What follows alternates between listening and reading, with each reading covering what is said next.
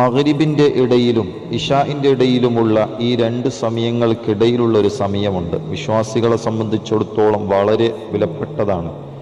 ഒരു മനുഷ്യൻ്റെ ജീവിതത്തിൽ വലിയ അത്ഭുതങ്ങൾ സംഭവിക്കാൻ ഈ സമയം മതിയാകും. മുത്തനബി സല്ലല്ലാഹു അലൈഹി വസല്ലമ തങ്ങൾ തന്ന അറിവുകൾ, പറഞ്ഞു തന്ന അറിവുകൾ പ്രകാരം മഗ്രിബിനും ഇശാക്കും ഇടയിലുള്ള ചില ദിക്റുകളും ദുആകളും പതിവാക്കുന്നത് നമ്മുടെ ആയുസ്സിലും ബറക്കത്തിലും വലിയ വർധനവുണ്ടാകും.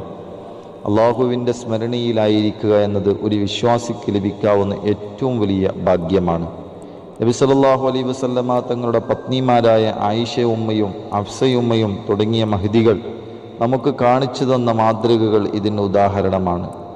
ഈ സമയത്ത് നാം പതിവാക്കേണ്ട പ്രധാന കാര്യങ്ങളിൽ ഇവയാണ്. അള്ളാഹുവിനെ സ്മരിക്കുക, ലാ ഇലാഹ ഇല്ലല്ലാഹ് എന്ന കലിമത്ത് പതിവാക്കുക. ഇത് നമ്മുടെ ജീവിതത്തിലെ സങ്കടങ്ങളെ ഇല്ലാതാക്കാൻ സഹായിക്കുന്നു. ലാ ഇലാഹ ഇല്ലല്ലാഹ്. സ്വലാത്ത് ചൊല്ലുക.